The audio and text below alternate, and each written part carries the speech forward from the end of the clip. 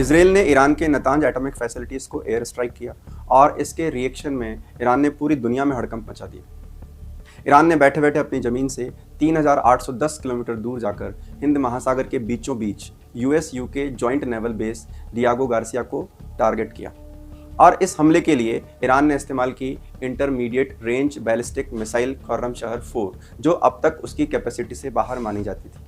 और इसी रेंज की वजह से आज पूरी दुनिया सकते में है। अमेरिका इसराइल टेंशन में है, पूरा यूरोप टेंशन में है, यहाँ तक कि भारत में भी टेंशन है।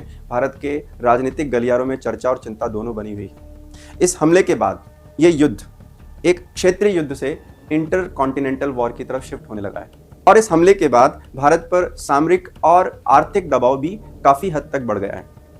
नमस्कार दोस्तों, मैं हूँ डॉक्टर अरुण दुबे। आइए समझते हैं ये डियागो गार्सिया क्या है, जियोपॉलिटिकली इसकी इंपॉर्टेंस इतनी क्यों है कि इस पर हमला हुआ तो अमेरिका की दुखती नब्ज दब गई, यहां तक कि भारत के लिए भी चिंता का एक विषय बन गया।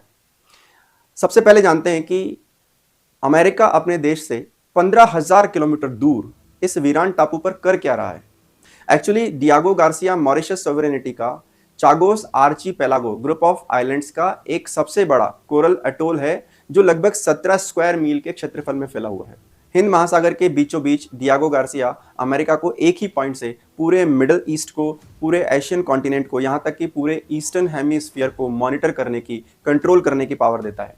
डियागो गार्सिया भारत से भी बहुत ज़्यादा दूर नहीं है। हमारे कन्याकुमारी से मात्र 1790 किलोमीटर की डिस्टेंस पर डियागो गार्सिया स्थित है। आप समझ सकते हैं यहाँ से कि ये हमला भारत के लिए भी क्रिटिकल है।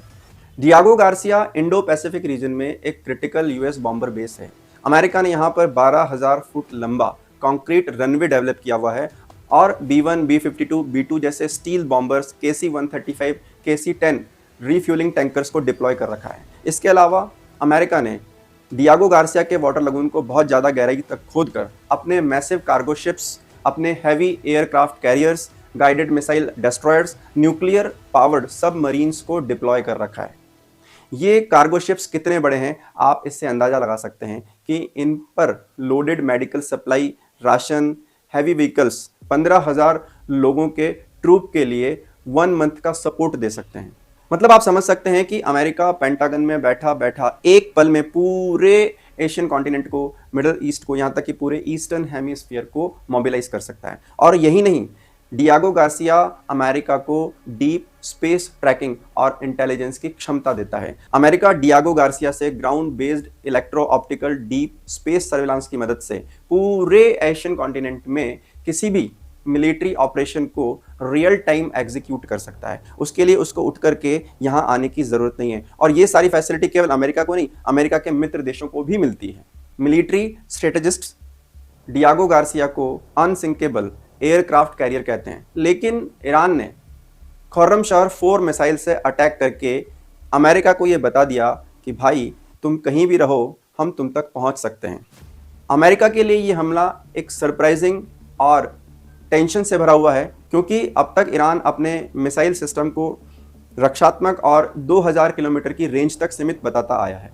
अब बात करते हैं कि अमेरिका ने पूरे हिंद महासागर में डियागो गार्सिया को ही क्यों चुना।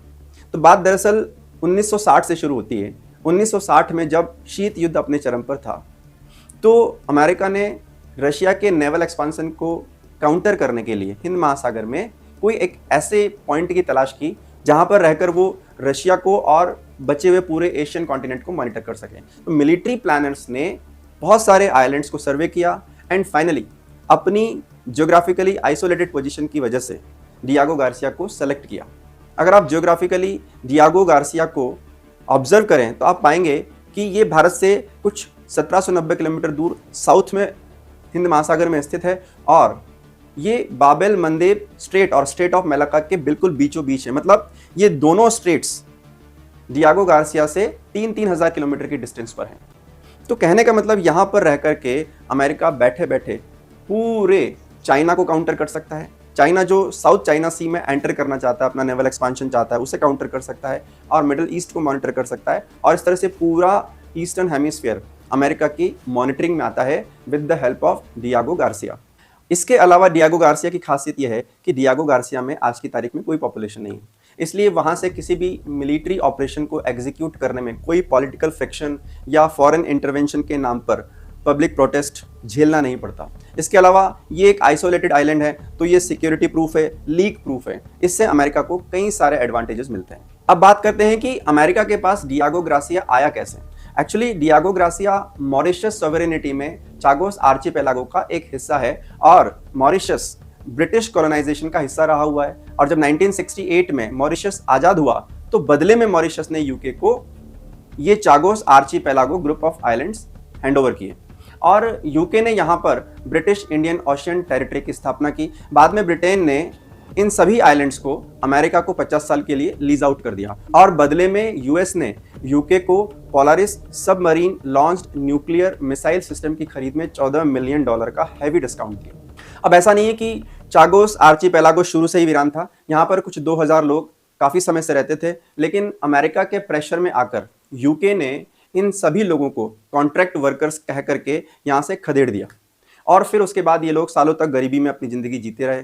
बाद में मॉरिशस सरकार ने इन लोगों के साथ मिलकर इंटरनेशनल कोर्ट में केस फाइल किया और इन आइलैंड्स के कब्जे के लिए लड़ाई लड़ी। सालों तक लड़ाई लड़ने के बाद 2019 में इंटरनेशनल कोर्ट ने मॉरिशस और इन लोगों के फेवर में अपना वर्डिक्ट दिया और यूके के कब्जे को अवैध बताकर इसे खाली करने के निर्देश दिए। हालांकि यूके ने इमीडिएट इन आइलैंड्स को खाली नहीं किया क्योंकि तब तक यूएस अपने बिलियंस ऑफ डॉलर यहां पर इन्वेस्ट कर चुका था, इसलिए बैकआउट करना पॉसिबल नहीं था।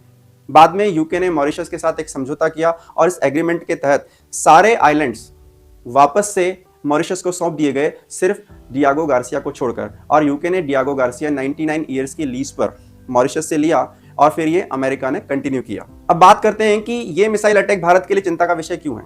दोस्तों, डियागो गार्सिया भारत से मात्र 1790 किलोमीटर की दूरी पर स्थित है, तो इसका मतलब हम भी इस मिसाइल अटैक की रेंज में आते हैं। हमारी भी इंपॉर्टेंट सिटीज लाइक मुंबई या फिर कोई न्यूक्लियर जो फैसिलिटीज हमारी हैं वो सब इस मिसाइल अटैक की रेंज में है।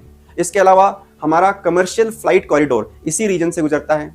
हमारे क्रूड ऑयल का 80% हिस्सा इसी पैसेज से होकर के हम तक पहुंचता है। और एक और महत्वपूर्ण खतरा है टेक्नोलॉजी ट्रांसफर का। अगर ईरान के पास 4000 किलोमीटर तक मारक क्षमता है तो ये टेक्नोलॉजी ट्रांसफर कभी भी हमारे पड़ोसी देश पाकिस्तान को हो सकती है, जो भी एक बहुत बड़ा खतरा है। और एक और इंपॉर्टेंट बात है चाइनाज एनसर्कलमेंट।